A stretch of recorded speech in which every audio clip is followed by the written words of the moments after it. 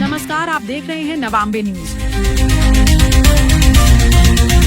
मध्य प्रदेश में uniform civil code यानी UCC को लेकर सियासत तेज है।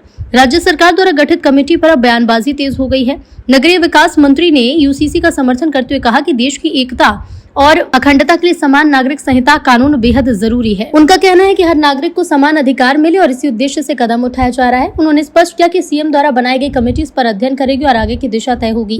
कांग्रेस नेता के विरोध पर मंत्री सारंग ने प्रतिक्रिया दी और कहा कि इस तरह के नेता केवल विघटन राजनीति करते हैं और देश के कानून का पालन करना सबके लिए अनिवार्य है। इसके अलावा पश्चिम बंगाल में जारी चुनावी माहौल पर भी मंत्री सारंग ने प्रतिक्रिया दी और दावा किया कि बंगाल की जनता बदलाव चाहती है और डबल इंजन सरकार के जरिए विकास का नया दौर शुरू होगा।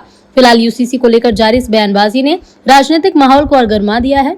देखना होगा कि आने वाले दिनों में मुद्दे पर सियासत किस दिशा में जाएगी। देखिए, इस देश में एक रूपता के लिए यूसीसी जरूरी है। इस देश की एकता अखंडता को चिरस्थायी रखने के लिए यूसीसी जरूरी है।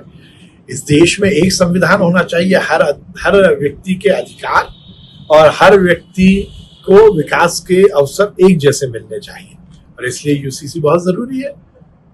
माननीय मुख्यमंत्री जी ने कमेटी बनाई है, निर्णय जो उसकी पूरी स्टडी होगी उस हिसाब से आगे इसमें कदम बढ़ाए जाएंगे। कई कांग्रेस नेता इस बात को देखिए, जो विरोध कर रहे हैं वो फिर पाकिस्तान चले जाए। आरिफ मसूद जी जैसे नेता केवल विघटन की राजनीति करते हैं। इस देश में रहना है तो एक रूपता के साथ रहना होगा। क्यों धर्म के आधार पर अलग अलग हम कानून बनाए? ये किस देश में है? इस देश की एकता अखंडता को यदि कुठाराघात कांग्रेस करेगी तो अब बख्शा नहीं जाएगा।